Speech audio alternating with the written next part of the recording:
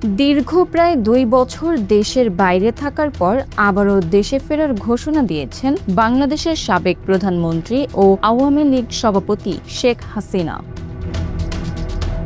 ভারতের সংবাদ মাধ্যম এনডিটিভিকে দেওয়া এক ইমেল সাক্ষাৎকারে তিনি বলেছেন, সব ধরনের রাজনৈতিক প্রতিকূলতা, ষড়যন্ত্র এবং আইনি বাধা উপেক্ষা করে তিনি চলতি বছরই দেশে ফিরবেন।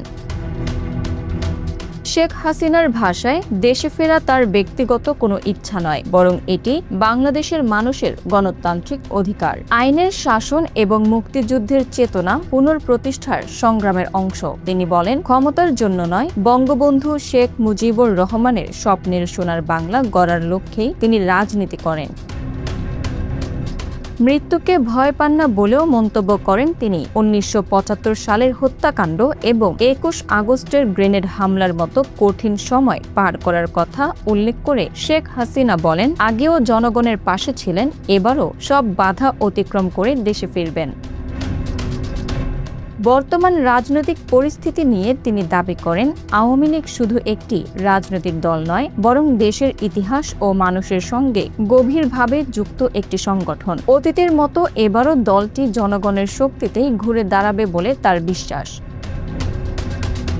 দলের ওপর নিষেধাজ্ঞা ও বিভিন্ন মামলার প্রসঙ্গ টেনে তিনি বলেন, আওয়ামী লীগের রাজনৈতিক ভবিষ্যৎ কোনো সরকারের দয়ার ওপর নির্ভর করে না। তার দাবি, দেশের বিভিন্ন স্থানে সাধারণ মানুষ স্বতঃস্ফূর্তভাবে দলটির সমর্থনে কর্মসূচি পালন করছেন।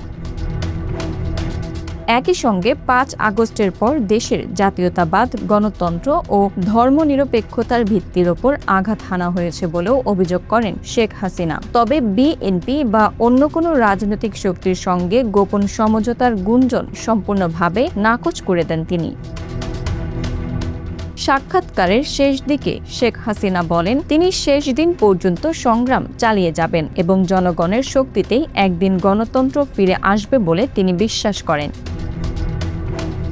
Bangla affairs news desk.